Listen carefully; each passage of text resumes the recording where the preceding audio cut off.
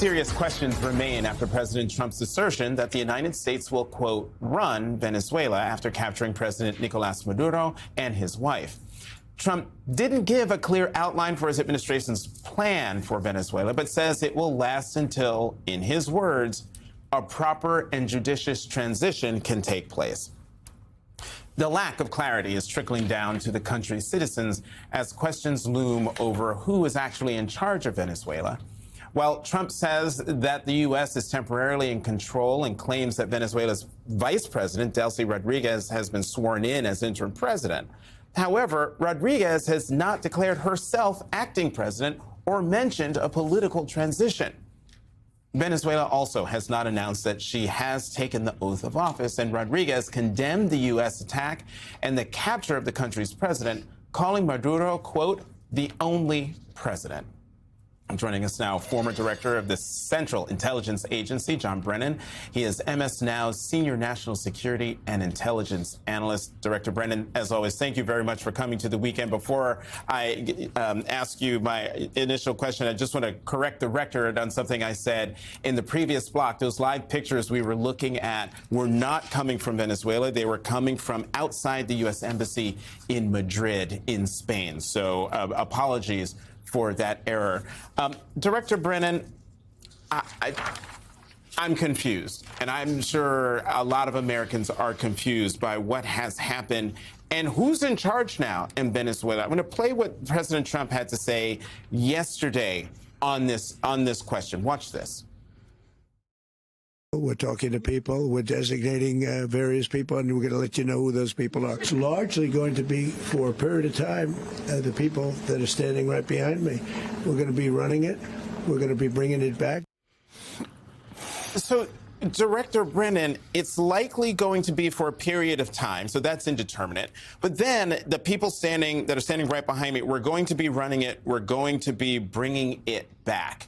You're a former director of the CIA. How concerned would you be if you were currently the director of the CIA and what that means for America's commitments going forward in that country?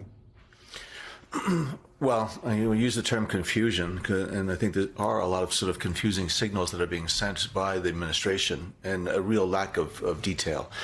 And as you pointed out, the acting president now, I presume, the former vice president, Delcy Rodriguez, has been somebody that's been closely associated with Nicolas Maduro, as well as his predecessor, Hugo Chavez. And so she's been a part of the system for so many years. And she has been very defiant in terms of saying that the seizure of Maduro was an act of barbarism, and that Venezuela is not going to be a colony of America. So I think there is a lot of questions that I'm sure my former colleagues at the CIA are trying to address in terms of how things are now, what's happening on the ground in Venezuela as people start to position themselves, trying to figure out what lies ahead. But again, I think there is a lack of detail that's coming out of the administration that I think reflects their focus on the tactical success, and it very much was in terms of the military operation and intelligence that led to that military operation, as opposed to, as one of your previous guests said, the strategic plan that really needs to take root, because really we're going to have weeks and months and years ahead in Venezuela that I think are not yet being addressed.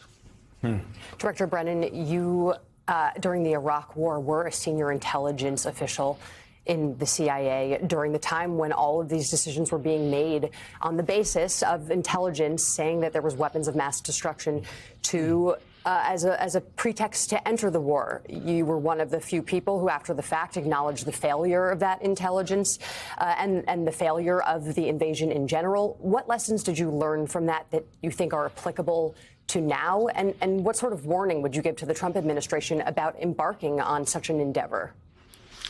Well, the U.S. military is second to none in terms of its capability, and I'm not surprised at all about how successful this operation was, just the way it was successful in Iraq. But regime building, trying to change a system from outside, is really exceptionally difficult and complex. And we found out in Iraq that there was a disaster, basically, and it led to many, many years of disarray, chaos, and confusion and violence inside of Iraq and in neighboring countries as well. And so what has happened in Venezuela now, I think, really raises some serious questions about what does the future hold, and what does it mean as far as the future of Venezuela, but even maybe more profound profoundly, what does it mean as far as the U.S. role globally? The Trump administration issued their national security strategy late last year, and it really was focused on economic gain and profiteering. And it's quite apparent that it was Venezuela's oil wealth that really attracted the Trump administration to carry out this operation. And so the fact that we think that, or the Trump administration thinks that it can run Venezuela and that the people standing behind Donald Trump at that press conference are going to run it, I think really is quite, the situation in Iraq showed how difficult doing something like that from afar, doing something like that by a foreign interventionist force, which is what Donald Trump basically is saying is happening in Venezuela.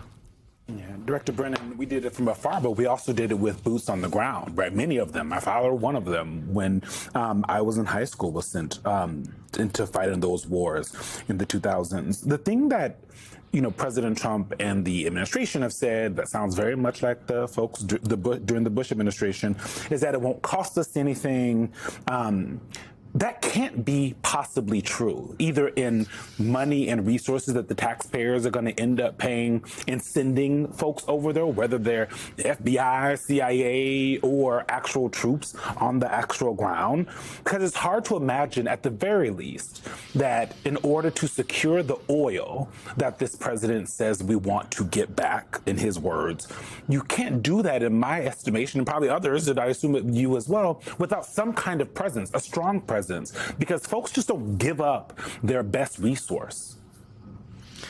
Well, absolutely. And Donald Trump said yesterday that he's not averse to having U.S. boots on the ground in Venezuela. And it would take an awful lot of boots in order to secure that country, including its oil infrastructure. And that oil infrastructure has been, in disrepair for many, many years. And it's going to take many months and years in order to try to build up the oil infrastructure. And then, although Donald Trump said that U.S. oil companies are going to be part of this sort of extraction processing sort of system, I wonder how many U.S. oil companies are willing to send their people in there if there's a question about the stability of Venezuela. And I'm sure there are a number of individuals who support Maduro who are going to continue to resist any type of foreign occupation or foreign intervention. And the country is awash in weapons. And I'm sure right now people are trying to secure their future by, seizing weapons and trying to figure out who's in charge and who to give their allegiance to. It's going to be a very, very chaotic situation and a turbulent situation in Venezuela for many years to come, in the way that the Trump administration is talking about actually running Venezuela from Washington, D.C. Yeah, Delcy Rodriguez said that essentially they will not be slaves again. And so that tells you how they're feeling in Venezuela to this foreign occupation. Former CIA Director John Brennan, thank you as always for coming to The Weekend.